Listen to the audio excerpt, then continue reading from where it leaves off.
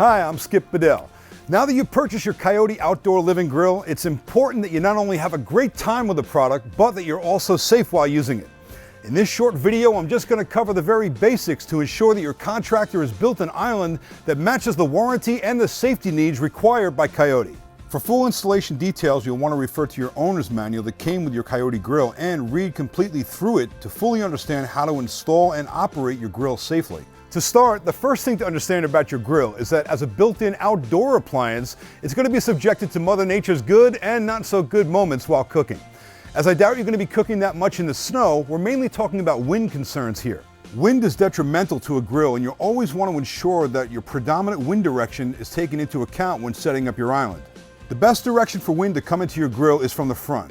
The worst direction is directly into the back of the unit. This is due to the wind blocking the exhaust of the rear of the grill and trapping the heat inside the grill, causing the grill to get hot inside from the front control panel and subsequently your knobs. After prolonged use with wind into the back of the unit, you can also start to expect valve failure as the heat is not intended to be inside the control panel. The next thing to look for is what type of material is being used for the build, as Coyote requires a minimum of 24 inches of clearance to any combustible materials without the use of an insulated jacket. If you're not sure if the product being used in your outdoor kitchen is non-combustible or combustible, make sure to contact the manufacturer of that building material to find out. With that said, if you're using a non-combustible material, then your Coyote grill can be placed directly onto that product and you do not need to use an insulated jacket. On the other hand, if you are using a combustible material within 24 inches of the grill, then you must use a Coyote insulated jacket, which is a stainless steel sleeve that will help keep your kitchen protected from the heat of the grill. Wood and fire go great together. Coyote always recommends using a non-combustible material when able, as it'll always be a much safer path to go. With the upgrades in building materials over the years, such as this concrete ready-to-assemble island I'm standing in front of right now, it isn't hard to find an alternative to wood framing. After verifying that your island is safe from the heat of the grill, you want to also ensure that you have ventilation for the grill. Coyote requires a minimum of 2 vents in your island, and each must be at least 20 square inches.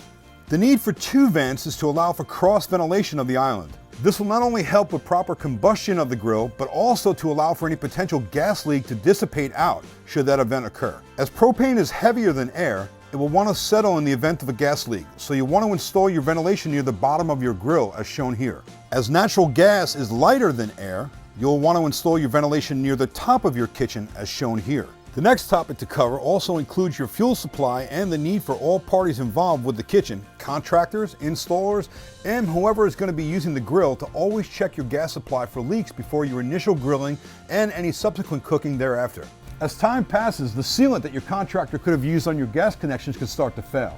It's always a good idea to check the gas connections as often as possible to ensure safe operation of the grill. If you notice a gas leak, make sure to reach out to your contractor or Coyote's customer service line for assistance. Regardless though, if you think you have a gas leak, shut off your gas supply immediately and do not try to ignite the grill or anything else until the problem has been resolved. Last but not least, I want to remind you this video is strictly intended to be a quick visual aid for any contractor, installer, or owner of a Coyote grill of the main requirements for a safe grill installation.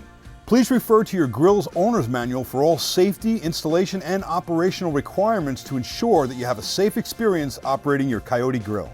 Also, don't forget that although Coyote's requirements are extremely important, you want to also make sure you're following your city, county, and state building codes for your outdoor kitchen.